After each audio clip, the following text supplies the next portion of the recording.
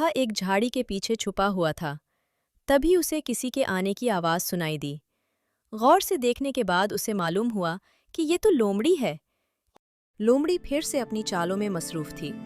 वो कोई नया तरीका सोच रही थी जिससे वो बगैर मेहनत के शिकार कर सके।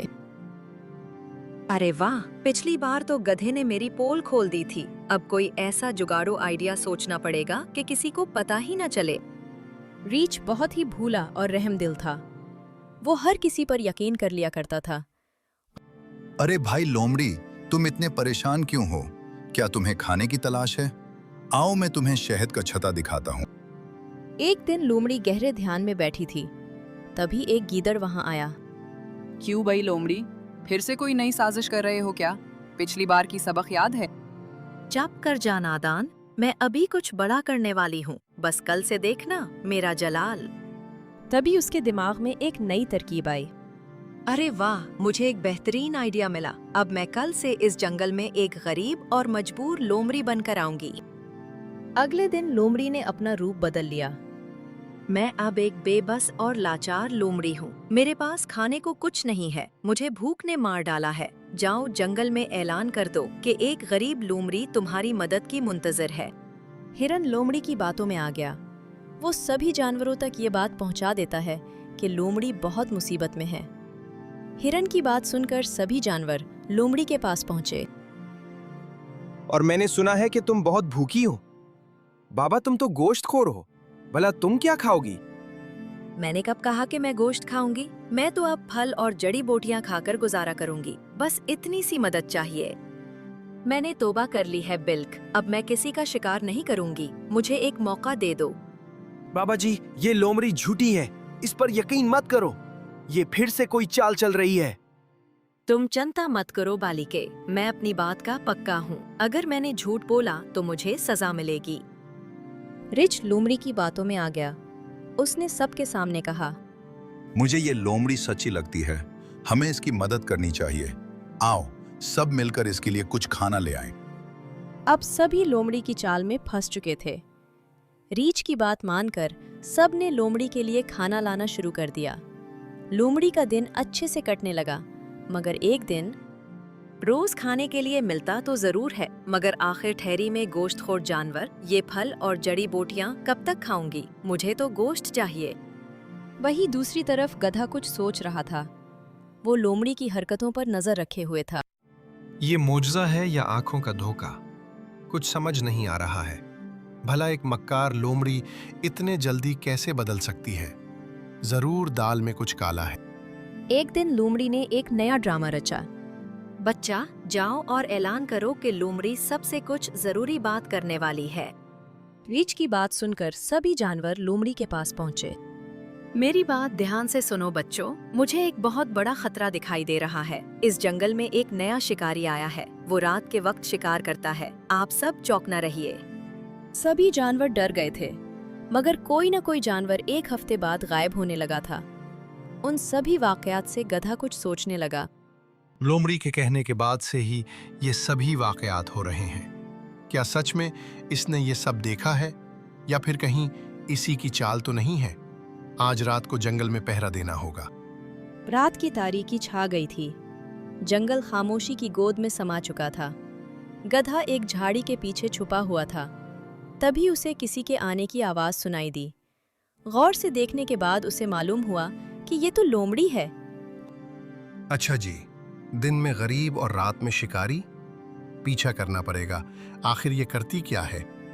लोमड़ी को रास्ते में हिरन मिल गया। अरे हिरन, यहाँ क्या कर रहे हो? तुम्हें मालूम नहीं क्या आसपास शिकारी घूम रहा है? उस रात के अंधेरे में मैं अपना रास्ता भूल गया हूँ। बहन लोमड़ी, क्या तुम मेरी मदद कर सकती हो? और लोमड़ी उसे घने जंगल में ले गई और उसका शिकार कर दिया। गधे ने सारे वाकयात देख लिए थे। अगले दिन हरनी रोती हुई आई। बहन लोमड़ी, मेरे शौहर अभी तक घर नहीं पहुंचे। तुम अपनी अकल से बताओ वो कहाँ है? इसमें कोई शक नहीं, इसे शिकारी ने उड़ा लिया होगा। मैं बताता हूँ कि तुम्हारा शौहर कहाँ है। तुम्हारे कहने का क्या मतलब है? ये जो गरीब बनी फिरती है, यही असली शिकारी है। यही जानवरों का शिकार करती है और सभी जानवरों को झूठ बोलती है। तुम्हारे शौहर का शिकार भी उसी ने किया है। तुम ये क्या कह रहे हो? तुम्हें मालूम नहीं है क्या? ये लोमड़ी तो बहुत बदल चुकी है। मैं सच कह रहा हूं, इसे हिरन का शिकार करते मैंने अपनी आंखों से देखा है। अपनी ये बकवास बंद करो। लोमड़ी ने तो तौबा कर ली है और तुम कहते हो ये ढोंगी है। सारे जानवर गधे की बात पर जरा सा भी यकीन नहीं कर रहे थे। गधे को भी समझ आ गया कि ऐसे में उसकी दाल नहीं गलने वाली। उसने फौरन एक तरकीब निकाली। आप सब कह रहे हैं तो मैं मान लेता हूं कि ये मेरी आंखों का वहम है। मुझसे बहुत बड़ा पॉप हो गया। आप सभी मुझे एक बार तौबा का मौका दें।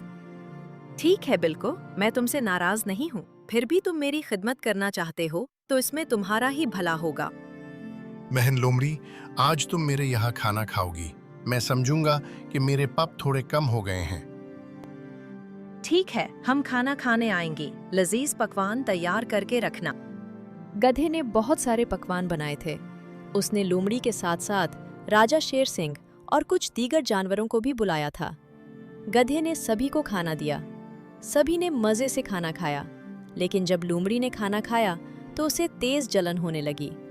गधे ने जानबूझकर उसके खाने में तीखी मिर्च डाली थी। गुस्से में आग बगोला होकर लोमड़ी ने कुछ कहा।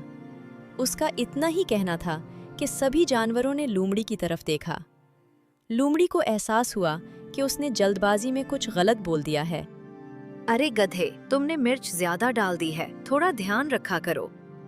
बाकी जानवर तो कुछ समझे नहीं, मगर शेर सिंह को लोमड़ी के इस बर्ताव पर कुछ शक होने लगा। सभी ने खाना खाया और चले गए। सबके जाने के बाद गधे के पास शेर आया और उनके बीच कुछ बात हुई। अगले दिन लोमड़ी अकेले में सोचने लगी। ये गधा अपने आप को बहुत होशियार समझता है। इसे मेरी किसी भी बात पर यकीन नहीं होता। इसे रास्ते से हटाना ही होगा, वरना वो मेरा खेल बिगाड़ देगा। एक दिन लोमड़ी ने गधे को रीछ से बात करते सुना। क्या हुआ रीछ भाई, परेशान नजर आ रहे हो? गधे भाई, मेरे इलाके में शहद कम हो गया है। मुझे नए छत्ते की जरूरत है। बस इतनी सी बात। पहाड़ी के दूसरी तरफ एक जगह है, वहां बहुत सारे शहद के छत्ते हैं। वहां जाओ। वैसे भी इधर कोई ज्यादा जाता भी नहीं है, तुम्हें कोई परेशान भी नहीं करेगा। लोमड़ी के शरीर दिमाग में एक तरकीब आई।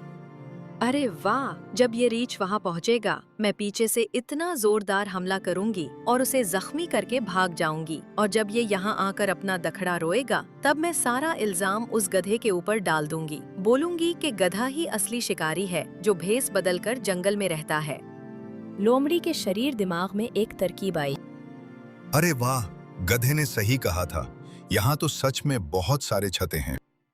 रीछ शहद खाने में मगन हो गया। मौका पाकर लोमड़ी ने रीछ पर हमला कर दिया, मगर लोमड़ी कुछ और कर पाती। इससे पहले शेर सिंह, गधा और कुछ जानवर वहां आ पहुंचे। रुक जा ढोंगी, तेरा खेल खत्म हुआ, छोड़ दे उसे। महाराज, आप यहाँ कैसे? आप जो समझ रहे हैं वो सब गलत है। मैं तो बस रीछ की हिफाजत के लिए यहाँ मौजूद हूँ। अच्छा, इसकी हिफाजत के लिए या उसे अपना नवाला बनाने के लिए? अच्छा, तुम सबको मेरे खिलाफ भड़का रहे हो गधे, ताकि तुम मेरी जगह ले सको। अरे चुप हो जा ढोंगी, और कितने झूठ बोलेगी।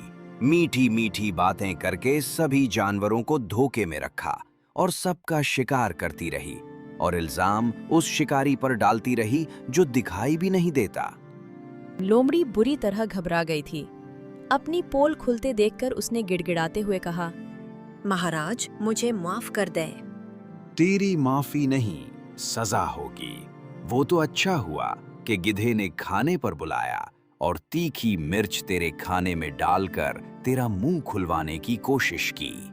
इसी वक्त मुझे तुझ पर शक हुआ और मैंने गिधे और रीछ के साथ मिलकर ये मंसूबा बनाया। सिपाहियों, इस लोमड़ी को कैद खाने में डाल दो। मैंने रात को पहरा दिया और उसे हिरन का शिकार करते देख लिया।